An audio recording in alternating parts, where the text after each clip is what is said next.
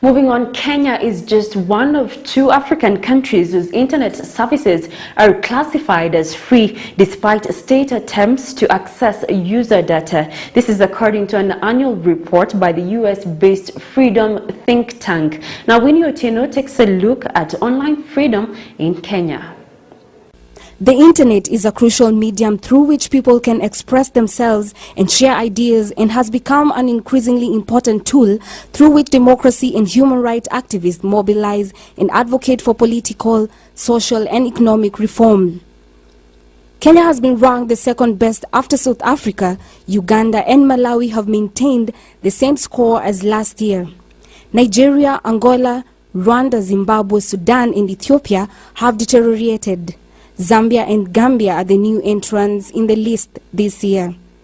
There's no way of compelling people to use the internet in Kenya right now.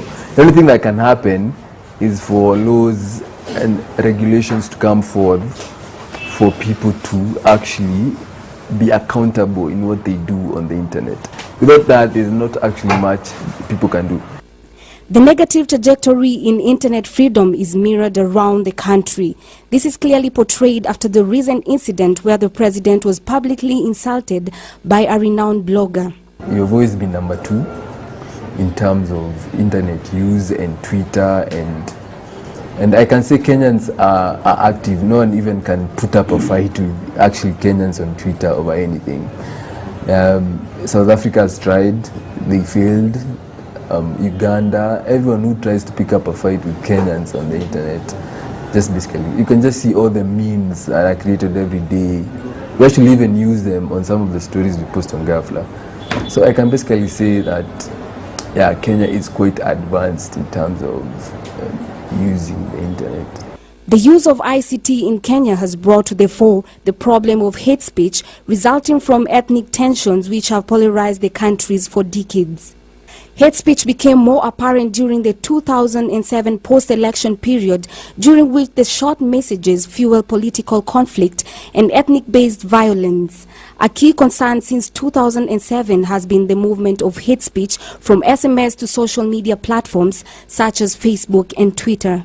The lead up to the country's March 2013 presidential elections saw the increased use of social media platforms by both citizens and politicians for campaign purposes, civil engagement and communication, among others. Internet freedom is to what extent you can go in posting anything on the internet.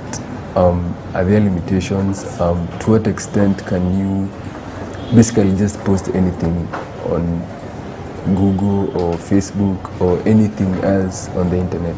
That's what I would understand in terms of internet freedom. This resulted in the government enacting laws to control the hate speech both online and offline. The latest security laws touching on the content posted online, especially in the times of terror attack, can be seen as government's efforts of controlling the media freedom. Internet freedom comes in with so much space shared by hundreds and thousands of users. Despite the use of softwares and malwares, self-discipline is key for a safer environment. Reporting for WTV News, I am Winnie Otieno.